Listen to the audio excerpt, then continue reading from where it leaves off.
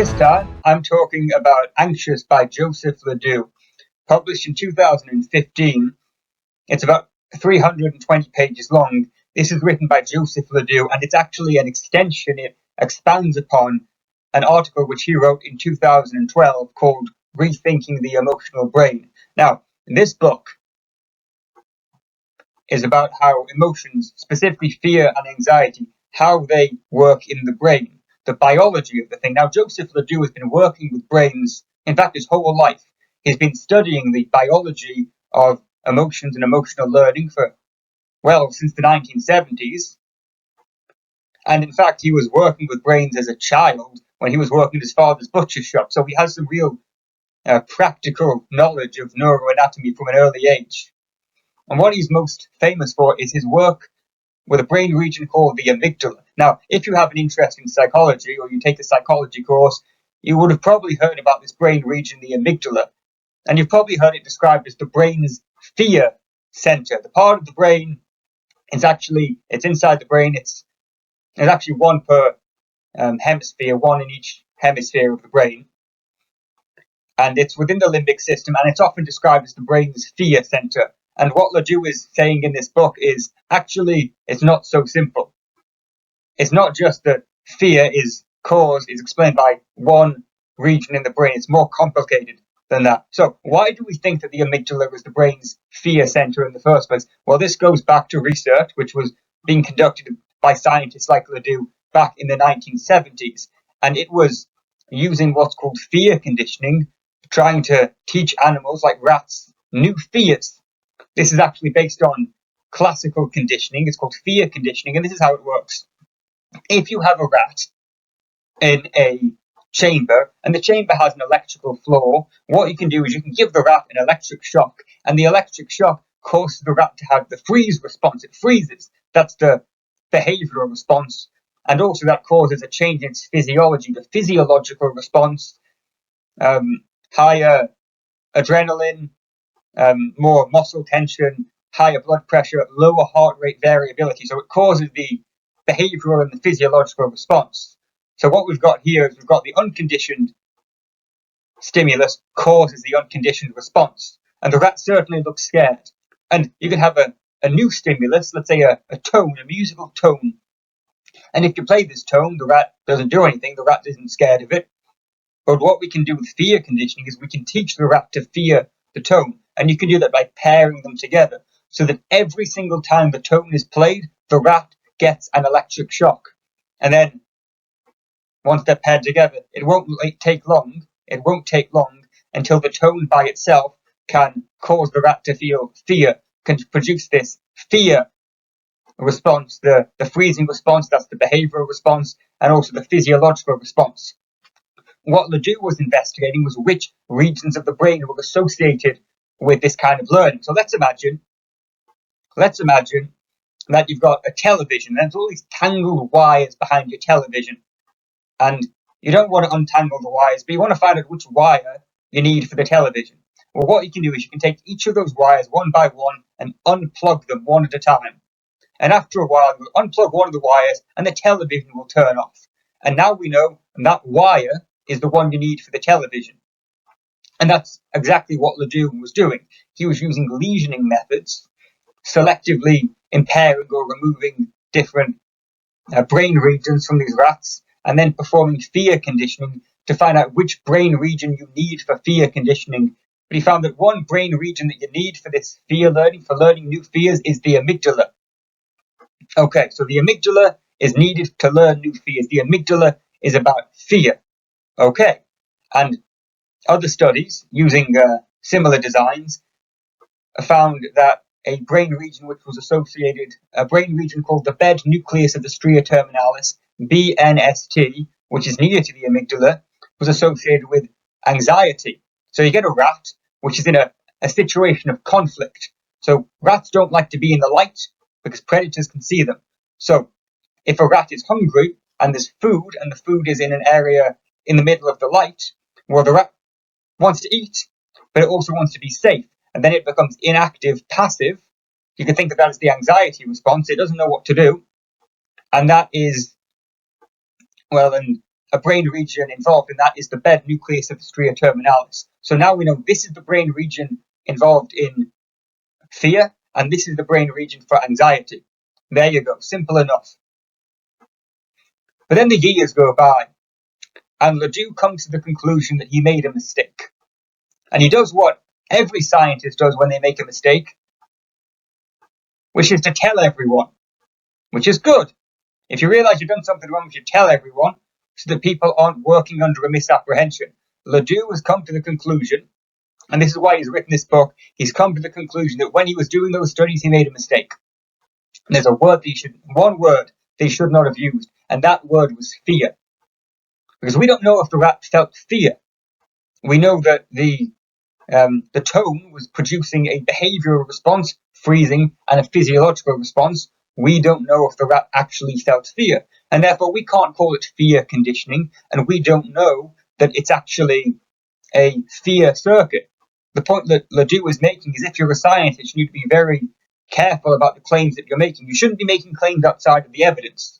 And so what you can say is, yes, this part of the brain is, the phrase he uses is a defensive survival circuit for learning about threats, but we don't know if it's actually to do with the emotion of fear, or the BNST is about the emotion or the feeling of anxiety. We don't know that.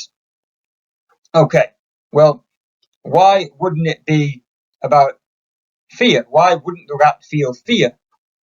Well, that really depends on how you think about emotions. Now, one way that affective neuroscientists think about emotions is trying to understand them objectively in a measurable manner. So you could think of fear, you could define fear as the circuit in your brain which is responsible for the freeze response and the stress response. So you could define an emotion as a brain region which supports physiological and behavioral responses. And you can do that. And then you could say, look, this part of the brain is associated with fear, or this part is associated with anger, or this part is associated with disgust. And then, if that's how you define an emotion as a brain circuit which is responsible for a behavior, well, that's exactly what Panksepp has been doing in his research throughout his career. Well, then you can say that this brain region is for fear. But LeDoux is making the point that these scientists have missed the point. That the one thing that you've forgotten about there is the actual emotion of fear. That what these affective neuroscientists have been doing to try to study the thing objectively, they've missed the point and try to get the subjective feeling out of the study of emotion. Now, how LeDoux thinks of an emotion is he describes it, the way he describes it is as the felt sense, the conscious felt sense of the emotion. In line with the layman's description of the emotion, if I say I feel fear, it means that it's a subjective feeling that I have, and I'm feeling the thing, and that means that I know that I'm feeling the thing, so I'm conscious of the emotion, and therefore we need to talk about consciousness. Okay, a surprising amount of this book, when I was reading it, was about the study of consciousness. The point that LeDoux is making is that if you study an emotion, you want to understand the biology of an emotion, well, you have to study consciousness, because an emotion is a conscious experience. Well, how do you study consciousness? One way that you can study consciousness is showing people stimuli and seeing if they are aware of the stimuli, so if they have a verbal response to the stimuli. So let's say we're in a lab and I show you a picture of a house, and I show it to you for a few seconds and I say, what is it? And you say, it's a house. You're consciously aware of it. And I know you're consciously aware of it because you were able to respond that it was a house. You gave a verbal response showing your awareness of the stimuli. But let's say we do something called the masking procedure, in which I show you one stimuli for a very short period of time, a quarter or a fifth of a second. And then I show you a second image, and the second image kind of masks, blocks out the first one. You won't be able to tell me what that first image is. You can kind of see a flash where the image changes, but if I ask you what was it, you won't be able to tell me. But here's the thing that's really cool. And LeDoux was studying consciousness as well back in the 70s, is that if you get someone to guess, to if you ask someone what it is, they can't tell you. But if you get them to choose a forced choice, was it a house or was it an apple? Above chance level, significantly above chance, people will say the correct answer was a house, even though they didn't see it long enough to be consciously aware of it. And so that means that the information is in there somewhere, but you're not consciously aware of it. A lot of what your brain is doing, you're not consciously aware of. You're not consciously aware of your breathing most of the time. You're not consciously aware of all of the ways that your body is regulating your blood pressure. The phrase that LeDoux uses is the cognitive non-conscious, all the non-conscious ways that your brain is processing information. And, well, how does that relate to the amygdala? So if I show you an image so quickly that you're not consciously aware, and we know this from MRI brain image studies, if I show you an image so fast you don't consciously see it, it activates the visual center of the brain. If I show it long enough that you do see it, that you are consciously aware, it activates the visual circuit and also the parietal and the frontal lobes. And so now we know that the parietal and the frontal lobes are needed for consciousness. And what if I show you a threatening image? If I show you a threatening image, it activates the amygdala irrespective of whether it's conscious or not. So whether it's in the masking procedure where you're not consciously aware, or if you are consciously aware of it, it still activates the amygdala, is still able to produce the physiological response. And so what that means is that what's happening in the amygdala are the non-conscious processes. This is the point that LeDoux is making. What the amygdala is responsible for are the non-conscious behavioral responses like freezing and the non-conscious physiological responses like threat, like the stress response, but not the conscious part. The question then becomes, where does the conscious part of the emotion come from? And LeDoux's idea here is in line with what's called the constructivist model of emotion, put forward by Lisa Feldman-Barrett. So this is the idea. What your emotions are not different sections of your brain. You don't have one part of your brain for fear and another part of your brain for anger and another part of your brain for joy. Instead, these emotions are categories that your conscious part of your brain understands. So I could take something like a table. There's a lot of tables in the world, but I can simplify them into the idea of table. There's a lot of animals in the world. There are anteaters and aardvarks and armadillos. I can take all of those and summarize that into the idea of animal, the concept of animal. What LeDoux is saying here is that your brain takes these non-conscious signs, the level of arousal in your brain, the level of excitement, the physiological response, the fact there's a big stressor over there, and the fact that you've just frozen. Your brain puts all these clues together and then uses that to create a category which you'll call fear. And so the idea that fear is a constructed category rather than a structure somewhere in the back of your brain. Now, the criticism of that, if there is a criticism, you could criticize this and saying that this doesn't explain the felt sense either.